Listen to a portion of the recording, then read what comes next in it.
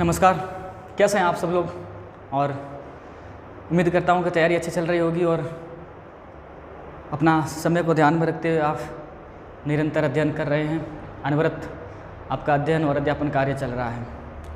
तो आज हम जिस तरह से अपना हिंदी विषय चल रहा है तो उसमें हमने पिछले 10 वीडियो में आधे से ज़्यादा हिंदी के सिलेबस को हमने कवर कर लिया है। इसके अलावा कुछ एक टॉपिक बचे हैं जिसमें संधि समास मान लीजिए या फिर आप मान लीजिए एक उपसर्ग का टॉपिक है, संधि है, समास। इसके अलावा ज़्यादा से ज़्यादा आपको 4 या 5 क्लासों का टॉपिक है, वो बड़े टॉपिक है। जैसे संधि का एक बड़ा टॉपिक है, 10 क्लासें होती है मान लीजिए, छोटे कम से कम हम पढ़ाएँ। समास के भी 5-6 से लेकर 7-8 क्लासें तक होती है। इसके अलावा उपसर्ग या जो भी टॉपिक है, अब जो बड़ी टॉपिक बचे हैं उनकी छोटे टॉपिक जो थे उनका वेटेज था, उनके आधार पर हमने ग्रामर का मान लीजिए हमने लगभग अंकों के आधार पे 80% सिलेबस कर लिया। जितना आपके 15 नंबर की ग्रामर थे उनमें से 10 या 12 नंबर की ग्रामर हमने पढ़ ली है। आज हमने एक बार बीच में एक डिसीजन लिया है कि सर ने भी कहा था कि थोड़ी शिक्षण विधियाँ पहले शुरू करें, क्योंकि अगर जुलाई में एग्ज़ाम होता है तो फिर शिक्षण विधियों को पढ़ने के लिए आपके पास समय की ज़रूरत होती है। तो अगर हम पहले शिक्षण विधियों कर लें, संधि समास के जो टॉपिक है वो अंतिम समय में पढ़ेंगे। और आप जैसे तैयारी करते हैं तो इस संधि समास के टॉपिक हर एग्ज़ाम के अंदर ग्रामर में आते हैं। शिक्षण विधियों का जो टॉपिक होता है स्पेशली आपके टीचर एग्ज़ाम में ही होता है, अदर एग्ज़ाम में नहीं होता। तो हम यहाँ पे आज सबसे पहले शिक्षण विधियों को शुरू करेंगे, हिंदी भाषा शिक्षण को शुरू करेंगे। और मैं आपको बता देता हूँ कि जो हम शिक्षण विधियाँ पढ़ेंगे और आपने कई जगह से किताबों से सहारा लेते हैं, आप यूट्यूब चैनल का भी लेते हैं, इसके अलावा भी जैसे कई पढ़ते हैं। तो हालांकि हर किताब में अपनी शैली से शिक्षण विधियों को लिखा जाता है, तो मेरी भी अपनी एक शैली होगी, तो आप इस शैली से समझें कितना आप समझ पा रहे हैं। तो हम शिक्षण विधियों को मैं आपको पहले बता देता हूँ कि ये आपके किस किस में काम आएगी। आप देखिए रीड के फर्स्ट लेवल और सेकंड लेवल, रीड का फर्स्ट लेवल और सेकंड लेवल। रीड के फर्स्ट लेवल और सेकंड लेवल के अंदर जो आपका हिंदी भाषा शिक्षण की विधियाँ हैं उन दोनों के लिए ये रहेगी। आपको बता देता हूँ, रीड एल फर्स्ट और एल सेकंड हिंदी विषय की है, स्पेशली हिंदी विषय, साइकोलॉजी की बात नहीं कर रहा हूँ। हिंदी विषय के लिए एल फर्स्ट और एल सेकंड दोनों के लिए ये रहेगी। इसके साथ में अगर हम रीट मेंस का एग्ज़ाम होगा, पात्रता के बाद में जब मेंस होगा उसमें जो हिंदी आएगी उसके लिए भी शिक्षण विधियाँ उसमें भी शामिल होती है, तो वहाँ भी ये रहेगी। प्लस सेकंड ग्रेड के अंदर जो हिंदी का पेपर होता है उसके अंदर जो शिक्षण विधियाँ होती है उनके लिए भी रहेगी। और तो मोटे मोटे तौर पर आप देख लो तीनों के लिए शिक्षण विधियाँ कॉमन रहेंगी। शुरू करते हैं। सबसे पहले हम शिक्षण विधियों में आपको एक बात बताना चाहूँगा, हम एक बार डिक्शनरी के शब्द को रोकेंगे, भाई ग्रामर में चलाएंगे उनको। अब हमें थोड़ा एकाग्रचित होकर पढ़ना पड़ेगा, क्योंकि हम शिक्षण विधियों को बहुत रूपों में बहुत बार हर एग्ज़ाम में हर बार हम पढ़ते हैं, तो इनको थोड़ा सा हमें अलग तरह से देखना है। देखिए सबसे पहले क्या होता है कि शिक्षण विधियों में आप पढ़ते हो, जैसे कोई भी आपने भाषा शिक्षण की विधि पढ़ रहे हो, भाषा शिक्षण का विकास पढ़ रहे हो, भाषाई कौशल पढ़ रहे हैं, आप कोई भी चीज़ पढ़ रहे हैं, तो मेरा जहाँ तक मानना है आप उस शब्द जो वर्ड आपको समझ में नहीं आता है, जो वर्ड आपको समझ में नहीं आता है उस वर्ड का इंग्लिश ट्रांसलेट भी देखें और हिंदी भी देखें। तो हो सकता है कि उसका यूज अब हिंदी में करते हो, या हो सकता है कि कुछ शब्द ऐसे होते हैं जिनको हम हिंदी में अच्छे से नहीं समझते, बाकी इंग्लिश में अच्छे से समझते हैं। जैसे मैं आपको उदाहरण दे देता हूँ, मान लीजिए हम भाषाई कौशल पढ़ रहे हैं, भाषाई कौशल पढ़ रहे हैं, और आपको वैसे हिंदी में पूछे कि कौशल क्या होता है, तो फिर हमें थोड़ा सा सोचना पड़ता है, हाँ भाई कौशल क्या चीज़ होती है। इसका आप इंग्लिश ट्रांसलेट थोड़ा सा देखेंगे तो आपको समझ में आएगी कि कौशल शब्द है वो स्किल्स है, स्किल जो है वो कौशल होता है। तो स्किल में समझ में आ जाएगा कि हाँ किसी में कार्य करने की जो क्षमता होती है, कार्य करने की जो कला होती है उसको हम स्किल बोलते हैं, है ना। तो ध्यान दें, कोई भी शब्द ऐसा समझ में ना आता हो। अब इसमें दिक्कत बताओ क्या आती है। दिक्कत ये आती है कि हम कई बार कुछ शब्द ऐसे होते हैं जिनका हम इंग्लिश में ट्रांसलेट करते हैं, उनका अर्थ हम अपने क्षेत्रवाद के कारण, हम अपनी भाषाई आधार के कारण थोड़ा माइंड सेट में अर्थ गलत ले लेते हैं, और वो जो गलत अर्थ लेते हैं ना उसकी वजह से हम कुछ चीज़ों को समझ में नहीं आती। आपको एक छोटा उदाहरण दूंगा, आप समझें इसको। देखो एक उदाहरण देता हूँ आपको पहले, फिर हम क्लास शुरू करेंगे। आप शायद आप पढ़ते होंगे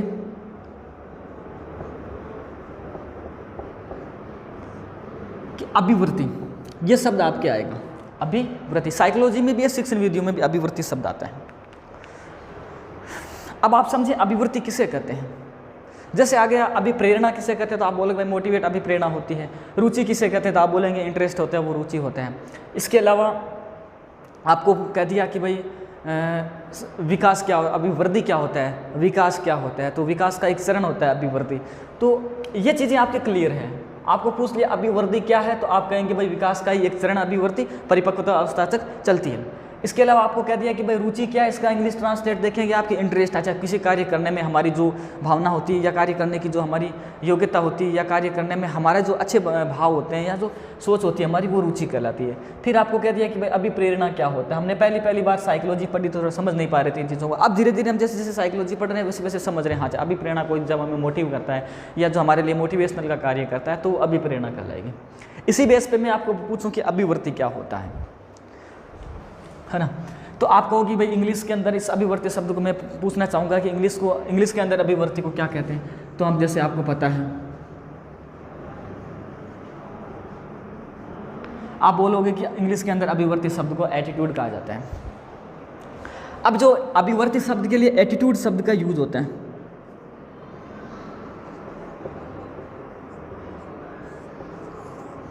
अब इस एटीट्यूड शब्द को हमने अपने क्षेत्रीय स्तर पर इस तरह से यूज़ किया है कि हमारी मनोविज्ञान इसकी अलग डेफिनेशन करता है और वास्तव में एटीट्यूड का अर्थ अलग है।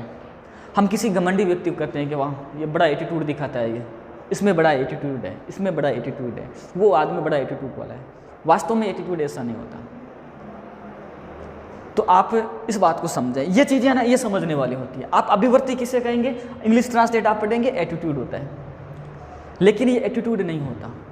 एटीट्यूड क्या होता है कि हम देख, एटीट्यूड ये होता है, आपको सिंपल भाषा में समझाऊं, सबसे साधारण भाषा में वो ऐसे समझाऊं। आप प्रश्नों के प्रकार पढ़ेंगे, एक तो होता है वस्तुनिष्ठ,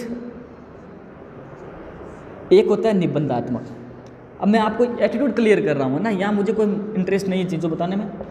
एक तो निबंधात्मक क्वेश्चन होते हैं, एक वस्तुनिष्ठ क्वेश्चन होते हैं। आपने साइकोलॉजी में पढ़ा कि वस्तुनिष्ठ क्वेश्चन होते हैं वो वेद होते हैं, उनमें वेदता होती है। निबंधात्मक क्वेश्चन होते हैं उसमें वेदता नहीं होती, वो विश्वसनीय नहीं होते। यहाँ आप समझेंगे कि वेद और विश्वसनीयता का मतलब क्या हुआ। आप कहोगे कि अगर आपको उदाहरण दिया होगा, आपने किताबों में पढ़ा होगा, लिखा हुआ रहता है कि आप निबंधात्मक प्रश्न, एक व्यक्ति ने निबंधात्मक प्रश्न लिख दिया, ठीक है, जैसे मान लीजिए किसी ने जनसंख्या वृद्धि या कोरोना के ऊपर निबंध लिख दिया, निबंधात्मक प्रश्न था, उसको आप 100 अध्यापकों से चेक करवाओ। अब प्रश्न तो एक जैसा था, एज इट लाइन लिखी हुई है, उसको आप 100 टीचर से चेक करवाएंगे तो और उसको दे देंगे कि भाई ये 10 नंबर का निबंध है, आपको नंबर देना है, ठीक। तो वो निबंधात्मक प्रश्न में क्या रहेगा कि वो कहीं ना कहीं 10 की जगह कोई टीचर 9 नंबर देगा, कोई 8 देगा, कोई 8.5 देगा, कोई 10 में से 10 देगा, कोई 6 देगा, कोई 5 देगा। तो ये होती है कि ऐसे प्रश्नों में विश्वसनीयता नहीं रहती, वेदता नहीं होती। अब मैं आ रहे अपने टॉपिक पर, एटीट्यूड क्या होता है कि एक ही समान प्रश्न पर, एक ही समान स्थिति पर, एक ही समान परिस्थिति पर हर व्यक्ति का अपना दृष्टिकोण, अपना नज़रिया अलग होता है। इसलिए कहते हैं कि हर व्यक्ति की अभिवृत्ति अलग होती है, अभिवृत्ति में भिन्नता होती है, हर व्यक्ति का एटीट्यूड अलग होता है, ठीक है ना। जैसे मान लीजिए हम बाज़ार में खड़े हैं और कई दुकान पे, अंदर कपड़े की दुकान है, बाहर कपड़े हैं, और 10 आदमी बस स्टैंड पे खड़े हैं और सामने 10 कपड़े टंगे हुए हैं और सारे लोग उन कपड़ों को देख रहे हैं। अब एक लड़का उस कपड़े को देख कर सोचता है कि हाँ ऐसी ड्रेस मैं भी लूँगा, दूसरा सोच रहा है नहीं यार इसका कलर अच्छा नहीं है, तीसरा सोच रहा है कि यार ये कपड़े बाहर क्यों टांग रखे हैं इन्होंने, चौथा है वो इधर देख ही नहीं रहा, वो कि दुकानदार को देख रहा है। तो हर व्यक्ति की अभिवृत्ति उस स्थिति के प्रति, उस वस्तु के प्रति हर व्यक्ति की अभिवृत्ति अलग है, उसको बोलते हैं एटीट्यूड। हम क्या कर देते हैं, इसको घमंड का पर्याय मान लिया कि अच्छा ये इसमें बड़ा एटीट्यूड है। तो हम चीज़ों को इस तरह से जब सोचते हैं ना तो क्वेश्चनों में थोड़ी भाई दिक्कत आती है। समझ रहे हैं बात को? तो ध्यान रखें, ये मैंने उदाहरण के लिए बताया कि एक प्रश्न में एक व्यक्ति समान प्रश्न है, 5 नंबर दे रहा है, 6 दे रहा है, 7 दे रहा है, 4 दे रहा है, 10 में से 10 दे रहा है, 9.5 दे रहा है। मतलब यह है कि हर टीचर का, हर अध्यापक का, हर प्रशिक्षक का, हर पर्यवेक्षक का अपना अपना अलग अलग एटीट्यूड होता है। एक ही वस्तु के देखने के प्रति मेरा एटीट्यूड अलग है, आपका एटीट्यूड अलग है। एक बिंदु के प्रति आपका एटीट्यूड अलग है, मेरा एटीट्यूड अलग है। एक ही टीचर यूट्यूब चैनल चलाता है, एक टीचर यूट्यूब चैनल पढ़ाता है, एक बंदा कहता है कि नहीं नहीं यार वो बहुत अच्छा पढ़ाता है, एक कहता है कि नहीं नहीं पढ़ाता तो है लेकिन थोड़ा सा डीपली ज़्यादा पढ़ाता, कोई कहता है कि नहीं नहीं नहीं कोई मतलब ही नहीं, समझ में नहीं आ रहा है। तो वो हर व्यक्ति का अपना अलग एटीट्यूड है, इस चीज़ को इससे ज़्यादा आप नहीं समझ सकते हैं। आगे बात समझ में, मैं उदाहरण दे रहा हूँ आपको, ये एटीट्यूड का उदाहरण दिया। तो आप किसी भी शिक्षण वीडियो को जब पढ़ें, शिक्षण वीडियो को जब आप पढ़ें तो विशेष रूप से ध्यान रखें भाई, आप एक एक शब्द है ना उन शब्दों को पकड़ कर रखें। शब्द का अगर समझ में नहीं आ रहा उसका इंग्लिश ट्रांसलेट देखें, फिर भी नहीं समझ में आया तो फिर उसको समझें, आपकी जो धारणा क्षमता है उसका विकसित डेवलप करें धारणा क्षमता का। चलो अब हम शुरुआत कर देते हैं भाई अपने शिक्षण वीडियो की तरफ से, भाषाई जो अपना शिक्षण वीडियो का है उसकी तरफ हम बढ़ते हैं। देखो भाई सबसे पहले मैं यहाँ से शुरुआत कर देता हूँ भाषा से, ठीक। बेसिक कंसेप्ट है, लिखा हुआ रहता है, जो चीज़ें किताबों में लिखी हुई है मैं एक बार उनको थोड़ा सा सरसरी नज़र से पढ़ूंगा। आपने पढ़ा है भाषा शब्द है वो मूल रूप से कहाँ से बना है भाई, पहला ही क्वेश्चन यही से आता है, भाषा शब्द है वो भाष धातु से बना है, बस इससे ज़्यादा कुछ याद नहीं करना। भाषा शब्द है वो भाष धातु से बना है। सबसे पहले आपको पहला बिंदु डालना है कि भाषा क्या है,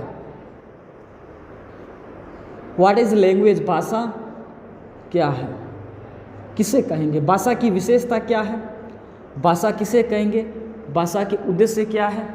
कैसे भी मान लो सीधा क्वेश्चन आता है, जैसे अब एग्जाम में भी उदाहरण भी दूंगा आगे आए हुए एग्जाम के क्वेश्चन में से कि भाषा के बारे में कौन सा कथन सही नहीं है, भाषा के बारे में कौन सा कथन सही है।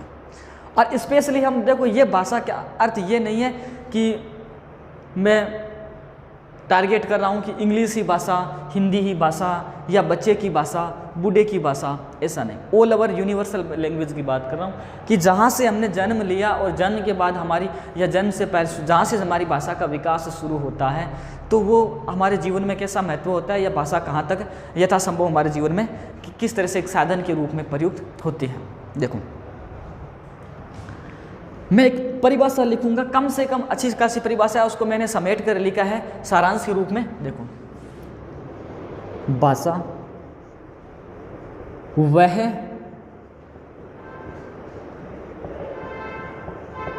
ध्वनि संकेतों का व्यवहार है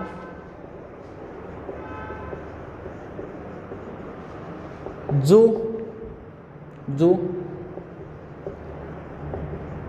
विचार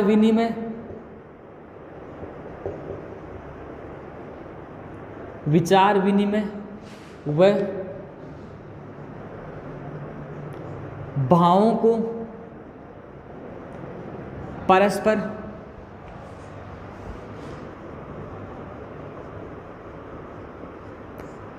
प्रकट करने की क्षमता का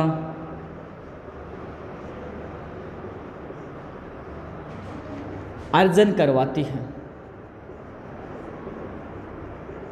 अर्जन करवाती है, ठीक। देखो परिभाषा याद मत करना इस तरह से, बहुत लंबी लंबी परिभाषाएं आपको किताब में दी रहती, आपको मेन शब्द याद करने। सबसे पहले आपने याद किया कि भाषा क्या है, ध्वनि संकेतों का व्यवहार है। भाषा क्या है, ध्वनि संकेतों का व्यवहार है। दूसरा बिंदु याद किया, भाषा विचार विनिमय का साधन है। तीसरा है भाषा भावों को या विचारों को परस्पर प्रकट करता है। इन सारी चीजों से भाषा का क्या करते हैं हम, अर्जन करते हैं। और जब ऐसी प्रक्रिया होगी तो भाई हम चिंतन करेंगे।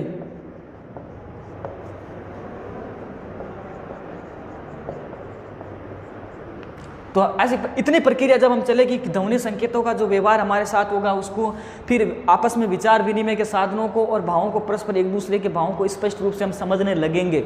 तो ऐसी चीज़ों के लिए हम इन भावों को, इन विचारों को, विचार विनिमय के साधनों को अपने दिमाग में जब हम अर्जन करेंगे तो हमारी क्या होगी, चिंतन प्रक्रिया होगी। और ऐसी स्थितियों में क्या होता है कि किसी भी एक ही बात को हम जब, है ना, देखो एक उदाहरण देता हूँ, आप एक प्रयोग करें। मैं आपको आज की क्लास में थोड़ा धीरे पढ़ाऊंगा क्योंकि आज आपके लिए मैं एक फाउंडेशन तैयार कर रहा हूँ, आधारशिला तैयार कर रहा हूँ। आगे की क्लासों में हम बड़ा स्पीडली पढ़ेंगे क्योंकि आपके लिए समझना जरूरी है। आपको क्या करना है कि भाषा का स्वरूप समझना है। और हम जब छोटी कक्षाओं में हुआ करते थे तो एक हमारे सर जी हुआ करते थे, वो इस चीज़ का बहुत अच्छे से प्रयोग करते थे। आप कभी क्या करना, कभी जैसे 10-12 बच्चे एक गली में खेलते हैं, गली मोहल्ले में छोटे बच्चे शाम के समय खेलते रहते हैं, आप क्या करेंगे, एक कठिन सा शब्द, कठिन सी लाइन याद करेंगे। ठीक, जैसे मान लीजिए आपने एक लाइन याद कर ली कि गुप्त काल के मंदिर, गुप्त काल के बाद के मंदिर, गुप्त काल के मंदिर तक, गुप्त काल तक मूर्ति कला या गुप्त काल तक के मंदिरों की दीवारें सपाट हुआ करते थे। या थोड़ा ये कठिन पड़ेगा, थोड़ा सिंपल याद कर लें कि हमारा देश 1947 को आज़ाद हुआ। अब छोटे छोटे बच्चे हैं 5-5 साल के, पहले बच्चे को यह कह दो कान में कि हमारा देश 1947 को आज़ाद हुआ, फिर उनको रोटेशन बनाओ कि तू उसको यही बात आगे वाले को कहनी है, वो आगे वाला उसको कहेगा, आगे वाले उसको कहेगा, आगे वाला उसको कहेगा। तो पहले ने कहा कि हमारा देश 1947 को आज़ाद हुआ, तो अगले के कान में कहेगा कि हमारा देश 1947 को आज़ाद हुआ, फिर उसके अगले के लास्ट में जो 50वां बच्चा है ना, वो बोलेगा कि हमारा देश आज़ाद हुआ, 1947 को भूल ही जाएगा, या कहेगा कि हमारा भारत देश 1947 को आज़ाद हुआ। यानी हमने हूबहू पहले बच्चे को जो लाइन पढ़ी थी ना, वो 50 बच्चों से जब गुजरेगी, आप खुद एग्जाम्पल कर लेंगे, 50 बच्चों से गुजरेगी तो वो अपना एक नया रूप लेके आएगी। वो क्या रहेगी, अपना नया ही रूप लेके आएगी। आपने सामाजिक परिवेश में देखा होगा, ठीक है, 2 व्यक्ति आपस में बात कर रहे हैं कि भाई मैं कल बाजार गया था और वहाँ पे वह व्यक्ति मुझे मिला था और उसने हम दोनों बैठकर आइसक्रीम खाई। ये बात जैसे ही आगे बढ़ेगी, करते करते करते करते एक व्यक्ति कहेगी, एक लड़का आगे जाके कहेगा कि वो बता रहा था कि कल वो बाज़ार गया था और वहाँ पे उसने नाश्ता भी किया, आइसक्रीम भी खाई। तो ये साथ में कुछ चीज़ें जुड़ रही है ना, ये सामाजिक परिवेश की चीज़ें। और हम कई बार नेता वगैरह बयान देते हैं तो वो कहते हैं कि मेरे बयान को तोड़ मरोड़ कर पेश किया गया, मेरा कहने का मतलब ये नहीं था।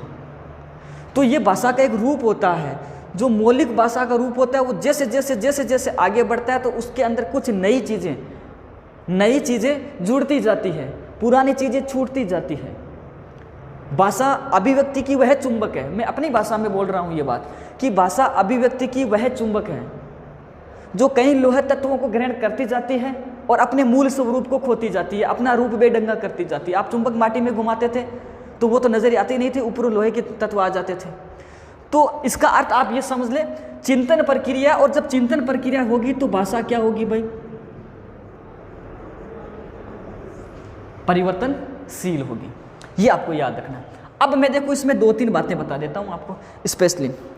इसमें आपको क्या करना है कि एक बात तो आपको मैं विशेष रूप से ये बता देता हूँ कि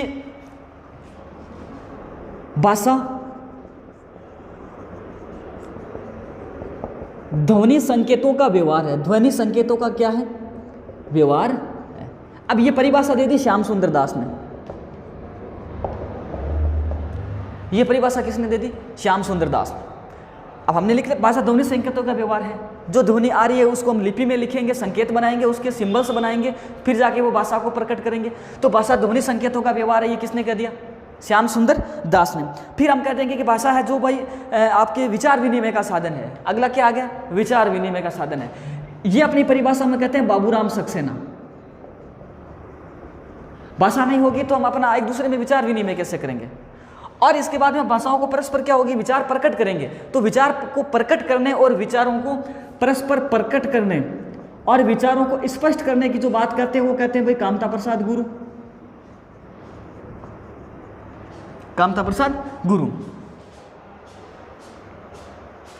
बात आई नहीं है समझ में, आप इसको लिखो, फिर मैं आपको आगे बताता हूं उसके अंदर क्या क्या चीजें बढ़ती हैं।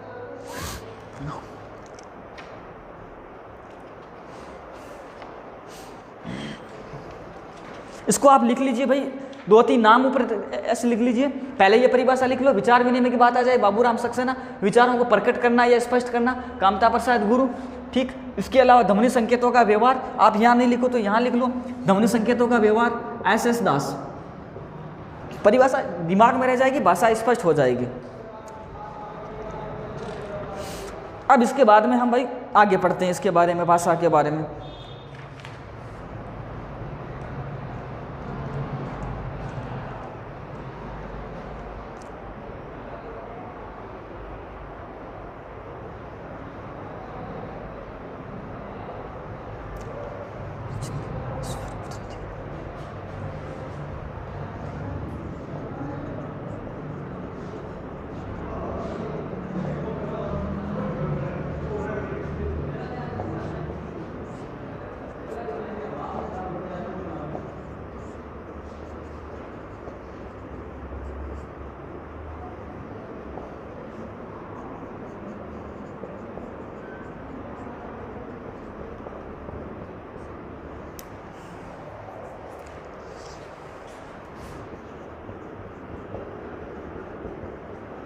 रीट 2012।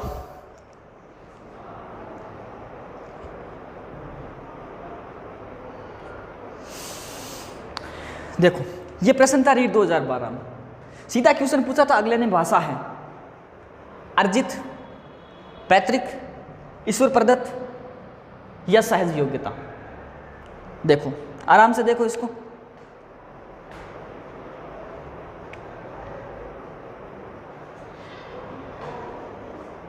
एक क्वेश्चन और लिख देता हूं।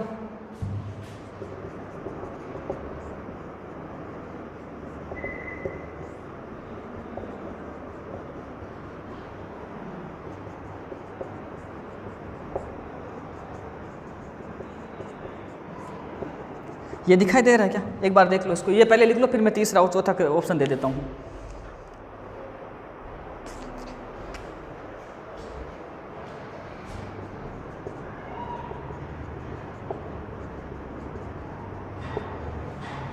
दो ऑप्शन देखो आप। ऑप्शन देख जितना क्वेश्चन करोगे उतना ही समझ में आएगा। इस बिंदु को देखना। पहला क्वेश्चन ये आपके था भाई सीटेट 2016 का क्वेश्चन, सीटेट 2016 का क्वेश्चन। दोनों क्वेश्चन ऐसा लगता है कि मानो एक में तो अगले ने दे दिया और अगला जानबूझ कर गलत करवाना चाह रहा था। पहला इसने सीधा स्पष्ट इतना क्वेश्चन दिया कि भाषा क्या है, अर्जित संपत्ति है, पैतृक है, ईश्वर प्रदत्त है या सहज योग्यता है। मतलब ये इन्होंने इतना ही पूछा है कि भाषा जो है वो पिता से प्राप्त होती है। सॉरी ये दो मात्राएं लगाएं। भाषा है जो वो पिता से प्राप्त होती है। अगर पिता ना हो तो फिर भाषा का अर्जन नहीं हो पाएगा। अर्थात जब भाषा बच्चे का जन्म होता है उस समय पिता नजदीक नहीं होता, फिर भी बच्चा अपनी किलकारी देता है, तो उस समय कौन सा पिता के द्वारा अर्जन करता है वो? तो पैतृक संपत्ति नहीं है भाषा। याद रखे भाषा पैतृक संपत्ति नहीं है। इसके अलावा ईश्वर प्रदत्त, क्या ईश्वर ने दी है भाषा? ईश्वर ने हमें पूरा ही दिया है, वैसे तो ईश्वर का ही दिया हुआ है सब कुछ। फिर भी भाषा है वो सब कुछ ये नहीं कर सकते ईश्वर प्रदत्त है। ईश्वर प्रदत्त होती तो आधे लोगों को अच्छी मिलती, आधों को बुरी मिलती, आगे जाके सुधार नहीं होता कि भाई तो ईश्वर प्रदत्त है। जैसे किसी को भगवान ने अच्छा रंग से काला बनाया, किसी को गोरा बनाया है, या किसी को लंबा बनाया, किसी को ठिगना बनाया, बोना बनाया है, तो वो चीज़ें ईश्वर प्रदत्त है। तो उसमें हम कह सकते हैं कि भाई इसमें परिवर्तन नहीं हो सकते। जो चीज़ें परिवर्तन नहीं हो सकती वो ईश्वर प्रदत्त है। लेकिन भाषा क्या है? परिवर्तनशील है। इसका मतलब ईश्वर प्रदत्त नहीं है, पैतृक भी नहीं है, ईश्वर प्रदत्त भी नहीं है। अब यह एक सहज योग्यता है, अपने आप प्राप्त हो जाती है भाषा, या फिर एक अर्जित है। तो भाषा जो है वो अपने आप प्राप्त तो होती है, लेकिन है क्या? वो अर्जित है। अपने आप सहज आसानी से प्राप्त हो जाती है, या समय के अनुसार, देश और काल के अनुसार भाषा में आदमी को कुशलता या स्किल्स मिलते हैं, लेकिन उससे पहले वो हम जैसे बात करने का अर्जन करवाती है। इन चीज़ों को अर्जित करते हैं ना, तब जाके हमारी लैंग्वेज बनती है। ये चीज़ें हम आपस में विचार विमर्श करने की प्रक्रिया होती है, तब जाके हमारी भाषा का हमें अर्जन करते हैं, ग्रहण करते हैं। तो भाषा क्या है? अर्जित संपत्ति है। अब इस क्वेश्चन को देखो, इसमें पूछा कि भाषा अर्जन होता है। यहाँ क्या हुआ कि भाषा को अर्जन के साथ में जोड़ दिया कि हम जब भाषा को अर्जित करते हैं तो वो कैसे होता है? सहज, कठिन, विद्यालय, परिवार। कि एक तो परिवार से भाषा का अर्जन होता है या विद्यालय से होता है। तो विद्यालय से हमें परिनिष्ठित भाषा प्राप्त होती है, परिवार से हमें बोलचाल की भाषा प्राप्त होती है। यानी परिवार और विद्यालय के तो बराबर योगदान है भाषा का। हो सकता है पहली पाठशाला हमारा परिवार होता है, लेकिन क्या भाषा को अर्जन करना कठिन होता है? कठिन नहीं होता। हाँ, कठिन कहाँ होता है उसका क्वेश्चन भी मैं दूंगा आपको आगे, अभी बस समझाऊंगा आगे। मैं कह रहा हूँ आप शब्दों को पकड़े, भाषा को समझे। इसके बाद में उन्होंने कहा कि भाषा के जो अर्जन की जो प्रक्रिया वो सहज प्रक्रिया होती है। जब भाषा, पहले तो क्या करेंगे? भाषा को अर्जित करेंगे, और जब हम अर्जित करेंगे तो एक ही दिन में सब कुछ नहीं सीख सकते, या कुछ समय नहीं दे सकते कि भाई ये 10 महीने का समय इतनी भाषा आपको सिखा देंगे। ये क्या है? एक सहज प्रक्रिया है। लैंग्वेज, पढ़ाई की बात नहीं हो रही। पढ़ाई में तो हम टारगेट लेके सिलेबस कर लेते हैं, लेकिन भाषा का कोई सिलेबस नहीं होता कि भाई चलो इतने दिन में इसको, जिस आपका बच्चा है स्कूल में भेज दो, इतने दिन में हम आपको सारी चीज़ें बोलना सिखा देंगे। लेकिन नहीं, ये क्या है? जब भाषा अर्जन होता है तो भाषा का क्या है? सहज प्रक्रिया है। दोनों क्वेश्चन समझ में आए? देखो भाई, अब यहाँ पे आगे लिख देता हूँ। देखो यहाँ मोस्ट लगाओ, भाषा अर्जित होती है, भाषा क्या होती है, अर्जित होती है, पैतृक नहीं होती। और ये जो अर्जन होने की जो प्रक्रिया है वो क्या कहलाती है, सहज प्रक्रिया। किससे किससे अर्जित होती है, किस तरह से, कठिन, सरल, परिवार या कैसे। तो भाषा की अर्जन करने की जो प्रक्रिया होगी वो कैसी होगी, सहज प्रक्रिया होगी। भाषा का अर्जन होगा आपके सहज प्रक्रिया के द्वारा। इसके अलावा आप एक दो चीज़ें और भाई छोटी छोटी याद रखना है आपको, फिर इसके बाद में हम आगे बढ़ते हैं। यहाँ तक आपके क्लियर हो गया। एक बार लिख लो, ये भाषा अर्जित है, और फिर उसके अंदर आप लिख लो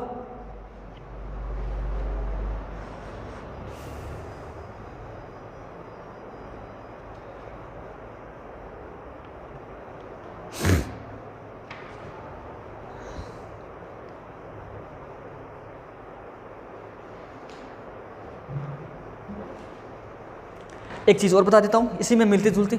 अब क्या होगा, भाषा का जब हम अर्जन करेंगे, ठीक, भाषा का अर्जन करेंगे तो हमें सहज प्रक्रिया से करेंगे। ध्यान से देखना, भाषा का अर्जन करेंगे तो कैसे करेंगे, सहज प्रक्रिया से करेंगे। और भाषा के अर्जन करने की जो सहज प्रक्रिया है वो चलेगी आपके सरल से कठिन की ओर। ध्यान से सुनना, मैं जो बात बता रहा हूँ उसके ऊपर जोर दे रहा हूँ, आप फिर कमेंट में समझ नहीं पाएंगे इस बात को। भाषा बच्चे को जब अध्यापक या परिवार के द्वारा या विद्यालय के द्वारा जब बच्चों को भाषा सिखाई जाती है, तो भाषा सिखाने के दौरान भाषा सीखने की जो उसके दिमाग में सहज प्रक्रिया होती है, पहले साल वो क ख ग सीखता है, ABC सीखता है, दूसरे साल वो 1 2 3 4 गिनती से पहाड़ी की तरफ बढ़ता है, इधर ABCD से मीनिंग्स की तरफ आता है, और उधर आप क ख ग से शब्द निर्माण की तरफ आता है। तो ये भाषा की क्या हो गई भाई, सहज प्रक्रिया। और इसमें क्या होगा, सरल से कठिन की ओर। तो ध्यान रखना, बच्चा भाषा कैसे सीखता है या बच्चे का भाषा सीखने की प्रक्रिया कैसे होती है, बच्चों के द्वारा भाषा सीखने की प्रक्रिया होगी भाई सरल से कठिन की ओर। और ध्यान रखना कि भाषा की स्वयं की प्रकृति है ना, भाषा की प्रकृति ध्यान से रखना वो उल्टी है।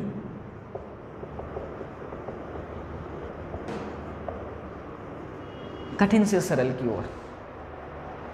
भाषा की स्वयं की प्रकृति तो है कठिन से सरल की ओर, लेकिन भाषा की प्रकृति है वो सरल। बच्चे की प्रकृति को, बच्चे को जब हम सिखाएंगे तो सरल से कठिन की ओर सिखाएंगे, लेकिन हम सीखेंगे तो उसको कठिन से सरल की ओर सीख रहे हैं। अर्थात अब छोटे बच्चे को सिखा रहे हैं तो हम उसे पहले सरल चीज़ें सिखा रहे हैं फिर कठिन। बाकी इस चीज़ का हमें पता है कि भाषा जो पीछे से चली आ रही है वो कठिन से सरल की ओर चली आ रही है। ध्यान रखना, जैसे कहा जाता है पहले संस्कृत थी, संस्कृत से प्राकृत बनी है ना, फिर पाली, और आगे जाके अपभ्रंश होके हिंदी बनी। तो संस्कृत जितनी क्लिष्ट थी उससे कहीं ज़्यादा सरल है वो हिंदी है। तो आपको कहीं भी पूछ लिया जाए कि भाषा की प्रकृति कैसी होती है, तो आपको उत्तर देना है भाषा की स्वयं की प्रकृति कठिन से सरल की ओर होती है। और भाषा की सहज प्रक्रिया हम बच्चों को कैसे सिखाते हैं, तो सरल से कठिन की ओर सिखाते हैं। चलो भाई, ये दो बातें और लिखो, भाषा की प्रकृति और सीखने की प्रवृत्ति। ये तो हो गई भाषा की प्रकृति, और दूसरी हो गई सीखने की प्रकृति। एक दिन मिटा देता हूँ। तो इसके सहज प्रक्रिया हो गया। इसके बाद में भाषा की प्रकृति कठिन से सरल, दूसरा भाषा सीखने की प्रकृति,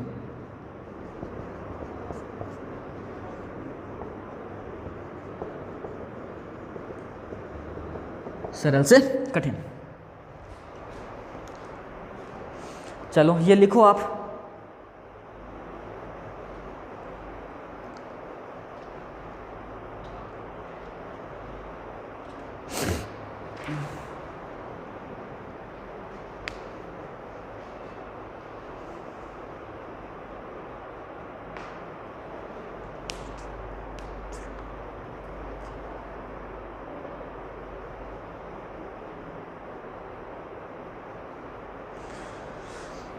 चलो भाई, इनको मिटा दूँ। मैंने बहुत सारी चीज़ें, कम से कम 3-4 क्वेश्चन तो एग्जाम में आए हुए वो मैंने करवाए हैं। इसके अलावा छोटी छोटी बातें, ये भाषा सिंपल है, सीधा क्वेश्चन यहाँ से जो क्वेश्चन बनेगा भाषा के बारे में कौन सा कथन सही है, जैसे उसमें दे दिया भाषा मान लीजिए ऐसा दे दिया कि पैतृक संपत्ति है, या फिर कह दिया कि भाषा परिवर्तनशील नहीं है, या भाषा अपरिवर्तनशील है तो वो गलत मानना है, या भाषा से चिंतन नहीं होता वो गलत मानना है। यानी 3 ऑप्शन आपको एक साइड के रहेंगे, एक नेगेटिव रहेगा, या 3 पॉजिटिव रहेंगे, एक नेगेटिव। वो इस तरह से आप समझते हैं इन बातों को, आप बार बार एग्जाम दे रहे हैं। अब हम जिस बात पर भाषा से संबंधित भाषा शिक्षण विधियाँ बाद में शुरू करेंगे, उससे पहले एक महत्वपूर्ण चीज़ हो रहा है जिससे भी मैं देख रहा हूँ पिछले 3-4 बार में क्वेश्चन अच्छे आए हुए हैं। देखो भाई, भाषा के उद्देश्य, तो क्वेश्चन पूछेगा कोई आपसे कि भाषा के कितने उद्देश्य होते हैं, भाषा शिक्षण के उद्देश्य कितने होते हैं। तो आपको ध्यान में रखना, भाषा शिक्षण के मुख्यतः जो उद्देश्य होते हैं वो होते हैं 5।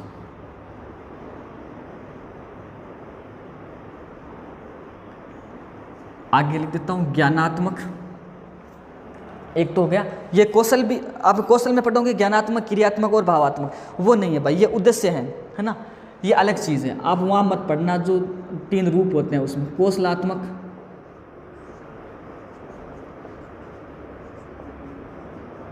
रसात्मक या समीक्षात्मक, और एक होता है आपका रसात्मक, समीक्षात्मक, कौशलात्मक, और एक होता है आपका उसको बोलते हैं क्या, जो आपका होता है क्रिएटिव है ना, क्रिएटिविटी जो होता है वो भी भाषा का होता है, सृजनशील मान लो आप, सृजनशीलता। और 5वां होता है भाई, अभी हमने शुरुआत में बात की थी, यहाँ से भी 3-4 क्वेश्चन आरटेट, सीटेट या अदर बोर्ड में काफ़ी बार आए हुए हैं। इसमें क्या होगा, अशुद्धि निवारण, तुलना। एक बार लिख लो फिर मैं समझा देता हूँ। अशुद्धि निवारण, तुलना और विभेद। इसके बाद में आएगा आपका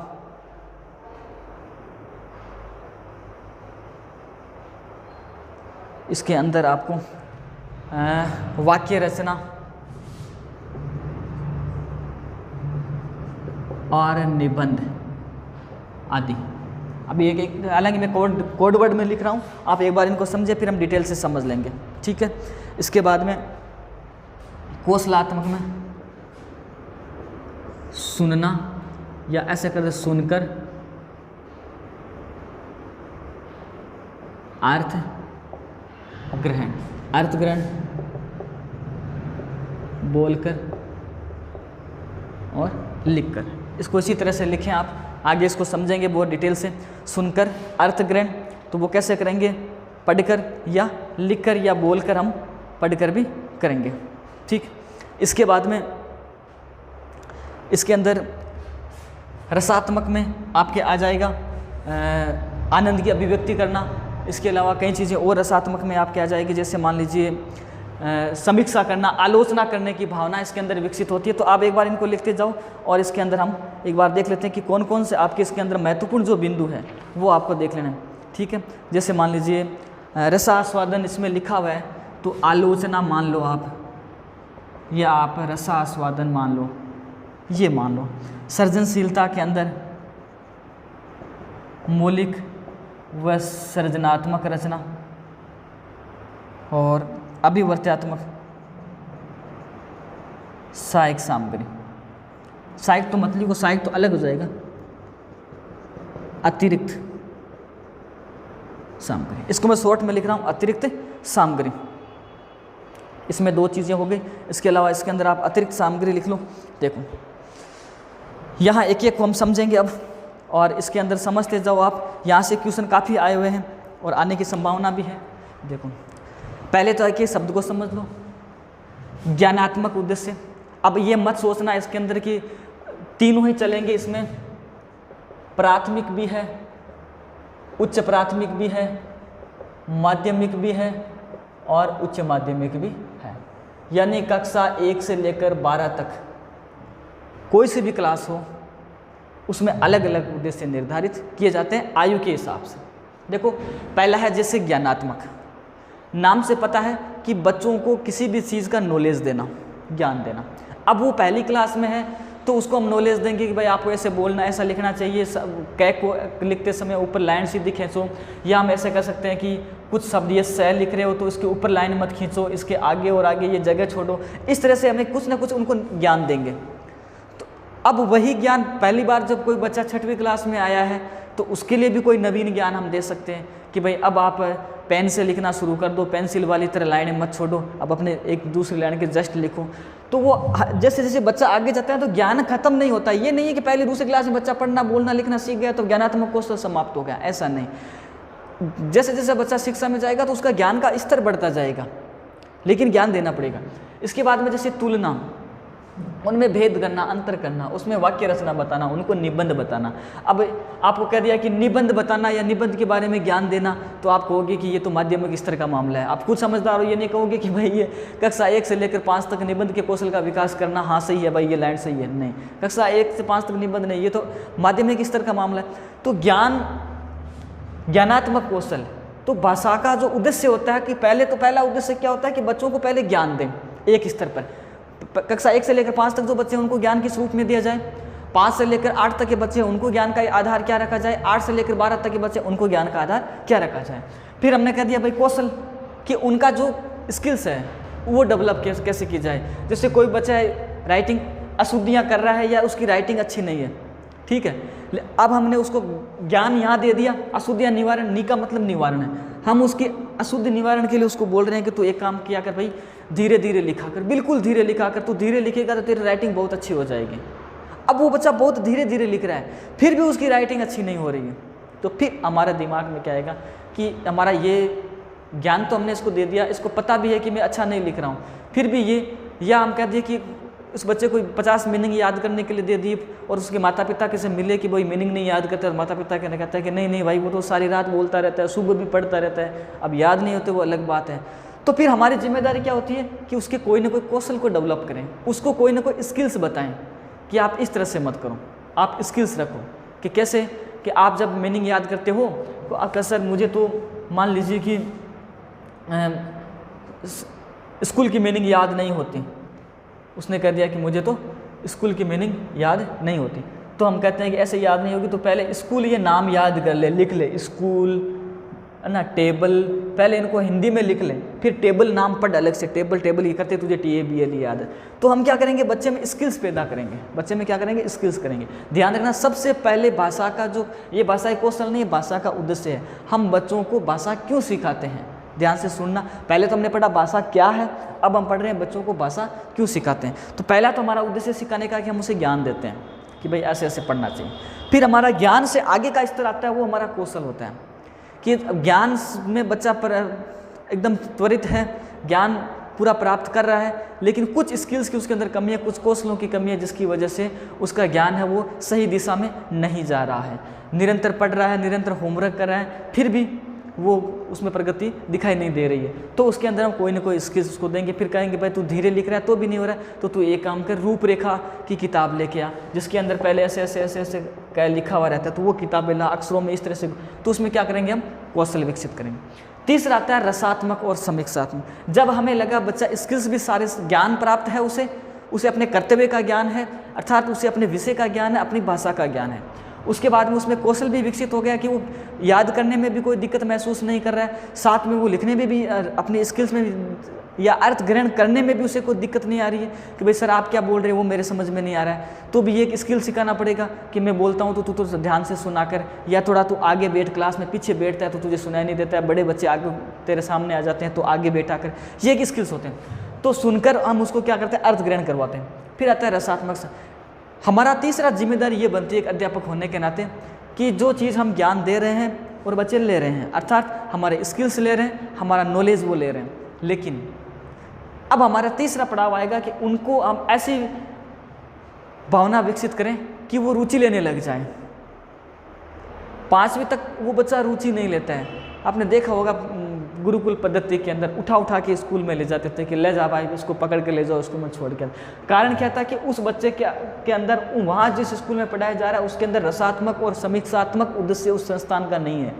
जिस संस्थान में बच्चे को उठा के ले जाया जाता है उसमें अगर रसात्मक और समीक्षात्मक कौशल होता या उद्देश्य वो रखते इसको, तो कहीं ना कहीं वो इन चीज़ों का शिकार नहीं होते। बच्चे अपनी रुचि से रस लेने के लिए, समीक्षा लेने के लिए, अर्थात अपनी मजाक के लिए, अपने भावों को खुश करने के लिए या हंसी मजाक के लिए वो स्कूल दौड़ कर जाता। इसके लिए वो क्या करते हैं कि बच्चों को एक तो आलोचना करने का मौका दें, एक बच्चों को रसा आस्वादन करवाएं। जैसे मान लीजिए कोई वीर रस भरी कविता आ गई तो उसको इस तरह से पढ़ाएं जोर जोर से कि बच्चों को लय और ताल के साथ बच्चों को भी फील हो जाए साथ में। कोई हंसी मजाक की कविता उसको भी इसी तरह से। आलोचना के अंदर बच्चों को किसी भी तरह से कहते हैं, जैसे किसी हमने देखा है सैटरडे संडे को किसी भी बच्चे को आगे बुला के कहते थे कि भाई तू किसी भी टीचर की नकल कर आके कि कौन सा टीचर कैसे पढ़ाता है, कौन सा टीचर कैसे बोलता है, तो बच्चे आगे आके नकल, तो उनको आलोचना करने का मौका दिया जाए। आलोचना में जो उदाहरण दे रहा हूँ ये सिंपल दे रहा हूँ। आलोचना ये भी हो सकता है कि हमने कोई निबंध लिख दिया तो बच्चे क्या करेंगे कि उसके अंदर बताओ भाई क्या गलत लिखा है। हमने जैसे मान लीजिए जनसंख्या वृद्धि पर निबंध लिख दिया कि अगर हमारी जनसंख्या इसी तरह से बढ़ती रही तो एक दिन ऐसा होगा कि हम चीन को पीछे छोड़ देंगे और हम पूरे विश्व में 1 नंबर पे आ जाएंगे। तो बच्चे वापस आलोचना करेंगे कि बताओ आप क्या कहना चाहते हो। तो बच्चे पूछेंगे सर 1 नंबर पे आ जाएंगे तो अच्छी बात है, क्या फ़र्क पड़ेगा इससे। तो हम उसे बताएंगे इससे फ़र्क पड़ेगा हमारे रोज़गार के साधन घटेंगे, इससे हमारे फ़र्क पड़ेगा हमारी ज़मीन की कमी होगी, इससे हमारे फ़र्क पड़ेगा कि जो हमारे बाजारीकरण है, औद्योगिकरण है, उस जो हमारे बेरोज़गारी है वो धीरे धीरे बढ़ेगी। तो बच्चों के अंदर आलोचना करवाएं, हम जो चीज़ बता रहे हैं उसके अंदर रुचि खड़ी करें। ये नहीं हम बता रहे हैं बस इसकी सिखा रहे हैं, ज्ञान दे रहे हैं, ऐसा नहीं। तो तीसरा पड़ाव एक अध्यापक का क्या होता है, रसात्मक या समीक्षात्मक। फिर होता है सृजनशीलता, मौलिकता और सृजनात्मकता। ये क्या होता है कि मौलिकता मतलब मूल रूप से और सृजनात्मक मतलब क्रिएटिविटी। सृजनशील बालक होते हैं, आप पढ़ेंगे इस साइकोलॉजी में पढ़ते हैं। सृजनशीलता का मतलब होता है बालक में चौथा गुण होता है सृजनशीलता का कि कुछ नया करें, वो खुद कुछ नया करें। जैसे मान लीजिए कभी कभार कोई सीनियर क्लास के अंदर मान लीजिए होम साइंस की कोई अध्यापक है और वो होम साइंस के अध्यापक या 11वीं क्लास में कोई चित्रकला का अध्यापक है, ठीक। 10th क्लास के अंदर कोई साइंस का टीचर है, ठीक। छोटी कक्षाओं में कोई सामाजिक अध्ययन का अध्यापक है। तो अब जो वो क्या करेंगे, एक होम साइंस के टीचर है, उसने क्या किया, समोसा बनाया और बच्चों को बताया जो जिनकी होम साइंस थी कि समोसे को ये मसाला डाला जाता है। तो बताओ ये चीज़ें रहेगी लेकिन बनाने का तरीका ये रहेगी, मिर्ची बड़ा इस तरह से बनाते हैं। तो वो अन्य अध्यापक हाँ सर मिर्ची बड़ा हम बना लेंगे, मसाला आपने बता दिया, बाकी तो हमने देख चुके हैं। हम अपने अनुभवों से और दुनिया के अनुभवों से, खुद के अनुभवों से और दुनिया के अनुभवों से बालक के अंदर मौलिक और सृजनात्मकता का विकास करें। किस अवस्था में करें, तो तीनों अवस्थाओं में करें। किस स्तर पर किया जाता है, तो ये सारी चीज़ें तीनों स्तर पर किया जाता है। जैसे गाय का चित्र बना दिया तो उनको बैल का चित्र बनाया जा सकता है प्राथमिक स्तर पर। 8वीं 9th क्लास के अंदर मान लीजिए एक फेफड़े का चित्र बना दिया, बाएं फेफड़े का दाएं फेफड़े का चित्र बना के लाने के लिए कर सकते हैं। 11वीं क्लास के अंदर आप जाएंगे तो भारत का नक्शा बना दिया, राजस्थान का नक्शा बनाने के लिए कर सकते हैं, या राजस्थान का नक्शा बना दिया उत्तर प्रदेश का नक्शा बनाने के लिए कर सकते हैं। तो ये जो सृजनशीलता है वो बालक के हर स्तर पर होती है। इसके बाद में है भाई अभिवर्त्यात्मक अतिरिक्त सामग्री। देखो यहाँ तक क्या होता है, हम बालक को जो चीज़ें विद्यालय में और परिवार में है वो सब कुछ दे चुके होते हैं। जो चीज़ें बालक विद्यालय और परिवार से ग्रहण करता है वो चीज़ें हम दे सकते हैं। इसके अलावा अगर हम किसी भी बालक के अंदर ऐसा लगता है कि उसके एटीट्यूड में चेंज करना है, उसकी अभिवृत्ति में चेंज करना है, उसके व्यवहार में परिवर्तन करना है, तो फिर एक दूसरे ये चेंज करते हैं अभिवर्त्यात्मक। चलो भाई मैं वापस से शुरुआत करता हूँ। पहले हमने पढ़ा ज्ञानात्मक। ज्ञानात्मक हमने क्या किया, अशुद्धि निवारण। छोटे बच्चे होंगे उनको अशुद्धि का ज्ञान करवाएंगे कि नहीं भाई री की मात्रा ऐसे नहीं लिखते, या री वो नहीं है, वो ऋषि वाला री है, ध्यान रख। तो कृषि में रह के नीचे वो रह नहीं लगाते, वो री लगाते हैं। उनका अशुद्धि निवारण करेंगे, ठीक है। जैसे ही बच्चा 6वीं 5वीं में जाएगा तो उसमें तुलना और अंतर करना सिखाएंगे, तुलना और अंतर करना सिखाएंगे। तुलना कैसे करेंगे, 2 व्यक्तियों की तुलना करेंगे, 2 शब्दों की तुलना करेंगे। तो वो बच्चे जैसे पर्यायवाची सिखाएंगे, समान समान वाले शब्द। इसके अलावा उनको जैसे 8वीं क्लास या 7वीं क्लास में जाएंगे उनको वाक्य रचना, फिर वाक्य रचना से बड़ी क्लास में जाएंगे उसको निबंध बनाना सिखाएंगे। तो ये वास्तव में क्या एक तरह का ज्ञान है, किताबी ज्ञान है, किताबी ज्ञान देते जाएंगे। फिर आएंगे हम कौशल। कौशल में क्या करेंगे, पहले तो बच्चा क्या करेगा, सुनकर अर्थ ग्रहण करेगा, है ना। टीचर कहेगा कि अगर किसी बच्चे को याद नहीं होता है तो भाई ये काम किया करो, वो एक एकांत में बैठा करो, या फिर आप क्या करते हो कि रफ कॉपी में लिख लिख के याद किया करो, या फिर आप ये काम किया करो कि क्लास में सुबह जल्दी आते हो तो बैठे बैठे पढ़ा करो। तो वो अध्यापक की सुनकर अर्थ ग्रहण करेगा और फिर क्या करेगा, स्वयं या तो बोलकर उस अर्थ को ग्रहण करेगा या फिर क्या करेगा, कोई कॉपी में लिख कर करेगा। तो ये क्या होता है, आगे कक्षाओं में जैसे जैसे प्राथमिक, माध्यमिक और उच्च माध्यमिक इस तरह क्लास चलती जाएगी वैसे अध्ययन करता जाएगा। फिर आता है रसात्मक, समीक्षात्मक। जब हमें लग गया कि ज्ञान भी उसको हमने दे दिया सारा, वो सब कुछ सीख गया, यानी 5वीं क्लास के लिए हमने ये करना है, 8वीं के लिए ये करना है, 12वीं तक ये चलता रहेगा हर क्लास। अब मैं अलग अलग क्लासों में करूँगा, बहुत बड़ा सिस्टम हो जाएगा। रसात्मक और समीक्षात्मक, फिर हम बच्चे में क्या करेंगे, ऐसा मौका देंगे कि वो भी चीज़ की आलोचना करें, उसको भी बोलने का मौका दिया जाए, या उसको कविता जो हमारी लय ताल इस तरह से बताए उसको भी मजा आए उसमें। तो छोटी कक्षाओं में तो समीक्षा नहीं कर सकता बच्चा, आलोचना नहीं कर सकता, तो उसके लिए तो ये रसास्वादन है। मछली जल की रानी, उसको गा गा के बताएंगे तो उसको मजा आएगा, है ना। कैसे कबूतर उड़ता जाता है ऐसा करके बताएंगे तो वो रसास्वादन करेंगे, वहाँ उसका हम रसात्मक कौशल, रसात्मक उद्देश्य है, वहाँ पे हमारा समीक्षात्मक उद्देश्य है। लेकिन बड़ी कक्षाओं में आते हैं वही रसात्मक के स्थान पर आलोचनात्मक आ जाएगा। कबीरदास जी के दोहे 12वीं वालों को गा गा के सुनाएंगे तो वो सोचेंगे हाँ सर जी पक्के पागल हैं, तो उनमें आलोचना करेंगे और बताएंगे कबीरदास ने बात उस समाज के समय ये कहा था, आप क्या समझते हैं, हाँ सर जी और बात तो सही कही थी उन्होंने मंदिर मस्जिद के मामले हिंदू मुस्लिम एकता का समर्थन किया था, उन्होंने धार्मिक पाखंडों का विरोध किया था। तो हमें आलोचना करने का मौका आगे से देना चाहिए बच्चों को, जैसे जैसे उनकी उम्र बढ़ती है आगे के कक्षाओं में आता है। आप रसास्वादन पहले लोगों प्राथमिक कक्षाओं में और आलोचना या समालोचना क्या कर लें आपको आगे निकलो।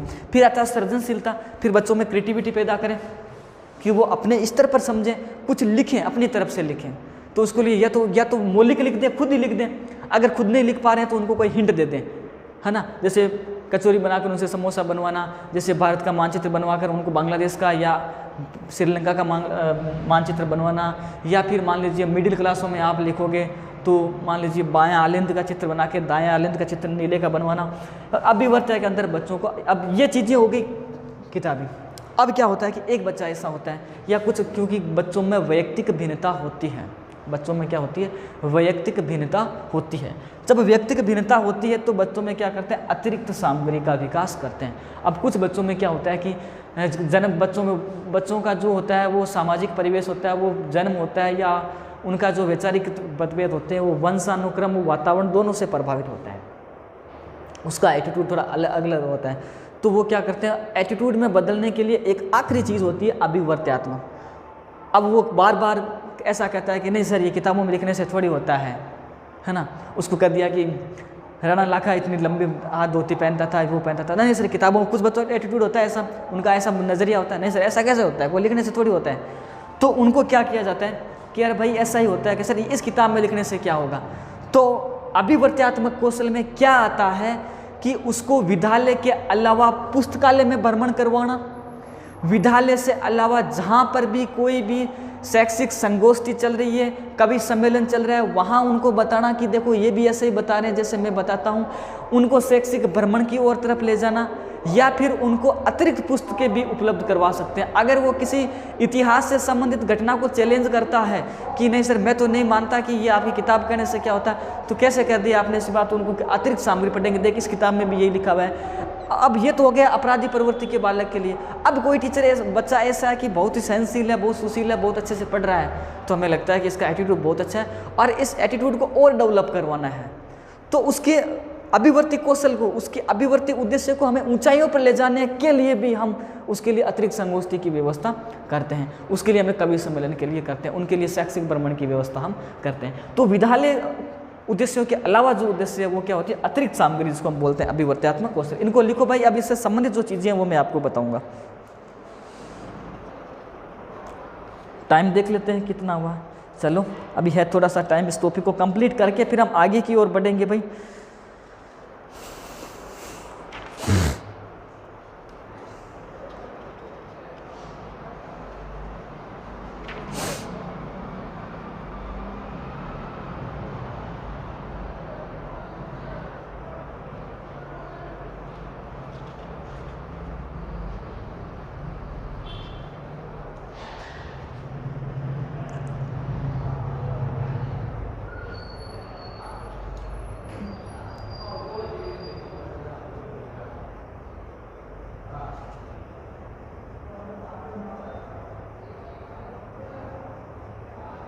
चलो मैं एक बार इसके क्वेश्चन आपको आगे करवाऊंगा, एक बार है ना, इसमें भाषा के सिद्धांत एक बार लिख लो भाई, इसको मिटा देता हूँ। भाषा के सिद्धांत,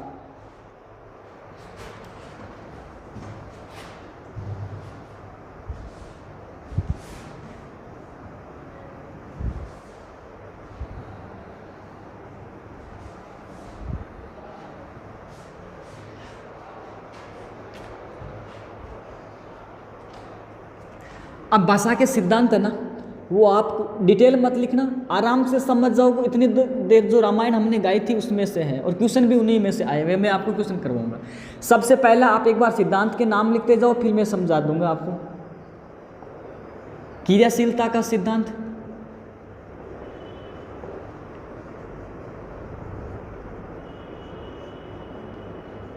जीवन से जोड़ने का सिद्धांत,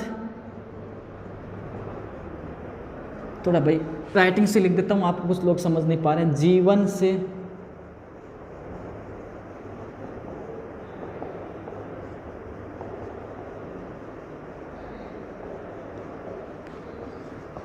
चार पांच सिद्धांत लिखने, जीवन से जोड़ने का सिद्धांत। और वैसे बातें नॉर्मल है, लेकिन ये एग्जाम में आए हुए हैं, तो भाई जो चीज़ एग्जाम में ज़्यादा आ रहे हैं बार बार उनकी तरफ हमें दृष्टि रखना चाहिए। बोलचाल का सिद्धांत,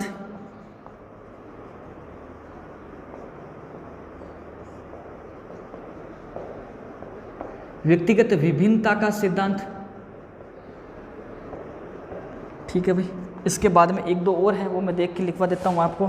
क्या कि ये चीज़ें, कुछ चीज़ें देखने से रह जाती है पीछे अगर ना देखें तो। अब तो इसके अलावा है दो, निश्चित उद्देश्य का सिद्धांत।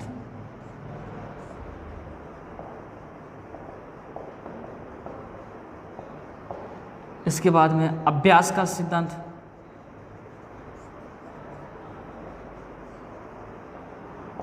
अभ्यास का सिद्धांत। इसके अलावा आपके अंदर इसमें कौन सा है, क्रियाशीलता का सिद्धांत हो गया, और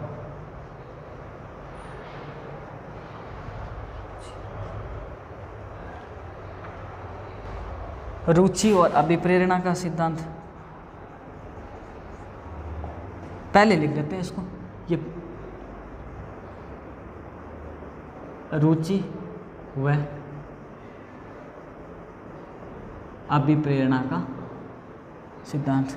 तो ये 2 हो गया, ये 3 हो गया, ये 4 हो गया, ये 5 हो गया, ये 6 हो गया, ये 7 नंबर, रुचि और अभिप्रेरणा का सिद्धांत। एक और है भाई, स्वाभाविकता का सिद्धांत। ये भी आप लिख लो, स्वाभाविकता का सिद्धांत। ये 8 सिद्धांत रट लेना भाई, इसमें है ना रटना वाली बात नहीं, लेकिन आपको ऐसे एग्जाम में आप क्वेश्चन देखो ना तो ऐसा लगना चाहिए कि हाँ भाई ये चीज़ देखी हुई है, अलग कौन सी है वो आपको करना है। देखो अब क्या होता है, भाषा के हमने सबसे पहले तो क्या कर लिया, भाषा का सामान्य अर्थ देखा, भाषा किसे कहते हैं, भाषा की प्रकृति क्या होती है। तो हमने पढ़ा भाषा विचार विनिमय का साधन है, और भाषा जो है आपके प्रकृति उसकी परिवर्तनशील होती है, चिंतन का आधार होता है, विचारों का आदान प्रदान होता है। विचार विनिमय वाली बात किसने बताई, बाबूराम सक्सेना ने बताई। और विचारों का आदान प्रदान वाली बात किसने बताई, कामता प्रसाद गुरु ने बताई। भाषा ध्वनि संकेतों का लिपि का व्यवहार है, तो वो बात किसने बताई थी, श्याम सुंदर दास ने बताई। तो ये चीज़ें हमें क्या करना है कि भाषा की लैंग्वेज में याद करना, फिर भाषा की प्रकृति कैसी वो अर्जित है। इसके अलावा भाषा का रूप कैसा होता है, वो पहले कठिन से सरल की ओर चलती है, सरल से कठिन की ओर फिर उसको चलाया जाता है। इसके बाद में उन्हें भाषा के उद्देश्य पढ़े कि भाई भाषा के क्या क्या उद्देश्य, एक अध्यापक पढ़ाते समय उसको क्या क्या उद्देश्य होने चाहिए, नहीं तो फिर वो उद्देश्य हो नहीं रहेगा। तो वहाँ हमने पढ़ा कि 5 प्रकार के उद्देश्य होते हैं। एक बार ये भी पूछा हुआ भाषा के कितने उद्देश्य होते हैं, तो भाषा के 5 प्रकार के उद्देश्य हमने पढ़े कि किस किस तरह से भाषा को पहले भाषा का ज्ञान दिया जाता है, फिर ज्ञान कंप्लीट हो जाए तो फिर उसके बाद में क्या दिया जाता है उसे कि भाई ज्ञान हो गया तो इसको कौशल डेवलपमेंट करो, वो पढ़ नहीं पा रहा है तो फिर उसके अंदर कौशल का विकास करेंगे। जैसे ज्ञान और कौशल होगा तो वो रसात्मक और समीक्षात्मक आलोचना की भावना पैदा करें, और इसके बाद में चौथे स्टेज पर आएंगे तो उसको क्रिएटिव बनाए, बच्चों को सृजनशील रखें। जब ये सारी 4 चीज़ें स्टेप से गुजर जाए और फिर बच्चों का एटीट्यूड चेंज करना है हमें कि चाहे वो बच्चा बुरा है अच्छा है, किसी भी प्रवृत्ति का है, मानसिक विकास कैसा भी रहा हो उसको अगर नहीं हुआ है तो उसको एटीट्यूड से कर सकते हैं, या नज़रिया उसका सही नहीं है तो फिर उसका एटीट्यूड चेंज करने के लिए उसको सहशैक्षिक गतिविधियों से उसे भी जोड़ा जाता है। इसके बाद में देखो भाषा के सिद्धांत। अब हम उन उद्देश्यों की प्राप्ति के लिए देखो हर चीज़ें एक कोऑर्डिनेट है, एक से एक जुड़ी हुई है कि भाषा का जो मूल रूप है उसको प्राप्त करने के लिए हमें उद्देश्य निर्धारित किए और उन उद्देश्यों को प्राप्त करने के लिए हमने भाषा के सिद्धांत निर्धारित किए। तो पहला जो सिद्धांत है वो रुचि और अभिप्रेरणा का सिद्धांत है। देखो आप किताबों में डिटेल पढ़ते हो, मैं आज ही कहता हूँ ऐसे क्यों सिद्धांतों की डिटेल मत पढ़ा करो। आप जो नाम से स्पष्ट हो जाते हैं उनसे क्या डिटेल पढ़नी है, क्या उसके नोट्स बनाने हैं उसके लिए। हाँ जरूर ध्यान में रहना चाहिए भाई कौन कौन सिद्धांत है। पहला है रुचि और अभिप्रेरणा, ठीक है। पहली चीज़ तो हमारा ये होना चाहिए कि हम जाते हैं तो हम पढ़ा रहे हैं, कितना भी अच्छा ज्ञान दे रहे हैं, अगर बच्चे हमारी पढ़ाई में रुचि नहीं ले रहे हैं, और बच्चे रुचि नहीं ले रहे हैं क्यों नहीं ले रहे हैं, क्योंकि हम मोटिवेट नहीं कर पा रहे हैं। तो हम क्या करें, पहले बच्चे को जाते ही मोटिवेट करें, है ना। प्रस्तावना के क्वेश्चन क्यों दिए जाते हैं, प्रस्तावना के क्वेश्चन बच्चों में रुचि पैदा करने के लिए, बच्चों को एक्टिव करने के लिए, बच्चों का ध्यान केंद्रित करने के लिए हमें दैनिक पाठ योजना में प्रस्तावना प्रश्नों का प्रयोग करते थे। तो सबसे पहले क्या करेंगे, बच्चों हम जाके बच्चों को मोटिव करेंगे। हाँ भाई आज हम ये चीज़ पढ़ेंगे, ये बच्चा बहुत होशियार है भाई, सिंपल सा आसान सा क्वेश्चन पूछते हैं, बच्चा अपने आप मोटिव हो जाएगा, सबकी तरफ देखा कि मुझे होशियार बताया। बच्चों को मोटिव करें, उसके बाद में उसके अंदर वो एक मोटिव होगा, सारे बच्चे मोटिव होंगे, पढ़ने में रुचि रखेंगे। तो भाषा का एक सिद्धांत ये भी होता है कि भाषा के उद्देश्यों को प्राप्त करने के लिए बच्चों में रुचि और अभिप्रेरणा या मोटिवेशन करें। दूसरा है क्रियाशीलता का सिद्धांत। क्रियाशीलता के सिद्धांत का मतलब ये कि भाषा बच्चों को आप एक्टिव रखें, बच्चों को आप क्या रखें, सक्रिय रखें। अगर आप सक्रिय नहीं रखेंगे, मान लीजिए बच्चे सक्रिय नहीं है और शिक्षक बहुत ज़्यादा एक्टिव हो रहा है, इधर से उधर भाग भाग के पढ़ा रहा है, बच्चे आपस में बातें कर रहे हैं, ये क्रियाशीलता नहीं है। बच्चों अध्यापक की बजाय बच्चे अधिक सक्रिय रहना चाहिए। क्रियाशीलता का सिद्धांत ये कहता है कि भले ही अध्यापक खड़ा खड़ा बोल रहा है, वो ज़्यादा एक्टिविटी नहीं कर रहा है, ज़्यादा सक्रिय नहीं है, लेकिन बच्चों पूर्णतया 100% सक्रिय होना चाहिए। जीवन से जोड़ने का समय, अब हम किसी विषय को पढ़ाते हैं तो हमें क्या करते हैं, उसको अपने दैनिक जीवन से जोड़ना है। दैनिक जीवन से जोड़ेंगे, जैसे छोटे बच्चे होते हैं उनके लिए कई चीज़ें, जैसे मान लीजिए हाथी के बारे में बता रहे हैं, छोटे बच्चे किसी ने हाथी नहीं देखा है तो कोई कहते हैं कि सर हाथी कैसा होता है, तो उसको बताते हैं कि देखो ये लगभग कितना बड़ा बताऊँ आपने, इतना बड़ा होता है, इतना बड़ा है, यहाँ से लेकर यहाँ तक, उसको जीवन से जोड़ते हैं। या कई चीज़ें ऐसी होती है कि खाने की कोई चीज़ आ गई खाते खाते, कि जैसे आ गया कि मान लीजिए कि अनार आ गया, अब छोटा बिल्कुल छोटा बच्चा है कि अनार किसको बोल, आजकल के बच्चे तो खाते होंगे, लेकिन हमारे ज़माने में तो एक अनार 100 बीमार हुआ करते थे। तो अनार के बारे में उसको बताया जाता है कि भाई ये अनार है, क्या होता है सर उसमें दाने निकलते हैं, दाने, अच्छा जैसे दूसरे फल का नाम बता दिया जाता है। तो जीवन से जोड़ते जाते हैं किसी भी चीज़ को समझाने के लिए। उसे उन बच्चों का लेवल क्या, माध्यमिक स्तर के बच्चे हैं तो उनको उस तरह से जीवन से जोड़े, उच्च माध्यमिक है तो उनको। फिर आता है बोलचाल का सिद्धांत। अब आप कहोगे बोलचाल का सिद्धांत कैसे, कि अगर किसी की बोलचाल बंद हो जाए तो फिर इस सिद्धांत का प्रयोग करें? नहीं, बोलचाल बंद हो जाए तो इस सिद्धांत का प्रयोग नहीं करें। बोलचाल का सिद्धांत ये होता है कि बच्चों के सामने किसी भी कठिन शब्द आ जाए तो उसको उच्चारण करें जोर से, और बच्चों से भी 3-4 बार उसका उच्चारण करवाएं, तो वो बोलचाल का सिद्धांत। वो बोलचाल नहीं जो बंद हो जाती है। व्यक्तिगत विभिन्नता का सिद्धांत। अब क्या होता है, जैसे मैंने बताया हर व्यक्ति का अपना अलग एटीट्यूड होता है, हर व्यक्ति अपने आप में अलग होता है, चाहे वो सीखने की दृष्टि से हो, चाहे अधिगम की दृष्टि से हो, चाहे वो वंशानुक्रम वातावरण की दृष्टि से हो, चाहे वो, है ना, किसी भी तरह से हो, संज्ञानात्मक भावात्मक विकास में सबकी क्या होती है, व्यक्तिगतता होती है, पर्सनैलिटी होती है। तो व्यक्तिगत विभिन्नता का भी ध्यान रखें कि किस बच्चे में सीखने की क्षमता कितनी तीव्र है, कौन मंद गति से सीख रहा है। निश्चित उद्देश्य का सिद्धांत प्लस हम एक, ये थोड़ा हमारे स्कूलों में कम चलता है भाई, ये ना, ये थोड़ा कम चलता है। ये कम इसलिए चलता है कि दुर्भाग्य हमारे निजी स्कूलों का कर दूं या सरकारी स्कूलों का तो ऑलरेडी है, लेकिन निजी स्कूलों का भी आजकल मैंने देखा दुर्भाग्य है। क्या होता है कि निश्चित उद्देश्यों का सिद्धांत, अब जैसे हालांकि कई स्कूलों में किया जा रहा है, लेकिन ये सारी चीज़ें औपचारिक रूप में की जाती हैं। आपने देखा होगा कि एक दैनिक डायरी देते हैं, उसके अंदर टीचर को कहा जाता है कि ये पाठों के नाम लिखो, फिर कौन कौन से प्रकरण आप पढ़ा रहे हैं उन प्रकरणों को आप पढ़ाएं, प्रकरणों के नाम लिखते हैं, फिर प्रकरणों में ये बच्चों को ये सिखाया गया, ये सिखाया गया। अब बच्चे आधे आए नहीं, फिर भी उनकी डायरी में भर देते हैं 3-4 दिन का एडवांस, या पीछे बकाया रह गया उनका भर देते हैं। तो हमें पढ़ाने के लिए आ रहे हैं, तो बच्चों को पढ़ाने के लिए हमारे पास कोई ना कोई उद्देश्य होना चाहिए कि किस उद्देश्य से आ रहे हैं। उद्देश्य का मतलब कि क्या चीज़ सिखाने जा रहे हैं। वो पैसे वाला उद्देश्य तो है हमारा, उसमें तो हम कमी नहीं आने देंगे, लेकिन बच्चों को पढ़ाया क्या जा रहा है, आज हम आधे घंटे में क्या पढ़ाएंगे, हमारा उद्देश्य होना चाहिए। फिर बार बार अभ्यास करवाएं, अभ्यास का सिद्धांत। और स्वाभाविकता का सिद्धांत। स्वाभाविकता का सिद्धांत का मतलब होता है कि बच्चा जिस तरह से पढ़ रहा है तो उसकी गति पहचान ले एक बार, कि बच्चे इस तरह से स्वाभाविक रूप से पढ़ रहे हैं, तो उसको ज़्यादा मोटिवेट करके ज़्यादा भी ना करें, और इसके अलावा स्वाभाविक रूप से उसको पढ़ने दें, यानी उसकी ज़्यादा अति प्रशंसा भी ना करें और उसको भय युक्त भी ना रखें।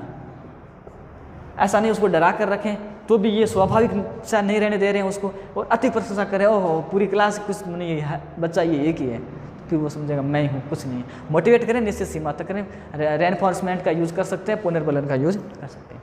तो भाई ये अपने अब कल से भाषा आगे कक्षाएं शुरू करेंगे, अच्छे से पढ़ें। हाँ सॉरी, शुरू क्या करेंगे, ये जो चीज़ें मैंने बताई है, मैं मानता हूँ 50% लगेगा बकवास, 50% लोगों को लगेगा बकवास और एकदम बकवास, लेकिन अब आगे वाली कक्षाओं में इन्हीं चीज़ों में से 5 या 7 क्वेश्चन जो एग्जाम्स में आए हुए नहीं कि मैं बना के लाऊंगा, इनमें से वो क्वेश्चन मैं यहाँ ऑलरेडी लिखूंगा, अभी करवा दूंगा, लेकिन अभी क्या लिखने में थोड़ा वक्त लगेगा, स्पीड में टाइम लगेगा, धीरे लिखूंगा, तो आपका समय ज़ाया नहीं करेंगे हम। और यही हमारा पहला उद्देश्य है, हमारा भी अपने सिद्धांत है, अपने सिद्धांत और उद्देश्यों के साथ हम समझौता नहीं करेंगे। पहले में जो आया हुआ क्वेश्चन है वो मैं एक बार 4-5 आपके सामने लिख कर लाऊंगा, फिर आप उन क्वेश्चनों को देखोगे और फिर मॉडल पेपर में देखना कि हाँ वो क्वेश्चन आए हुए हैं, इस टॉपिक में से आए हुए हैं, फिर समझेंगे। धन्यवाद।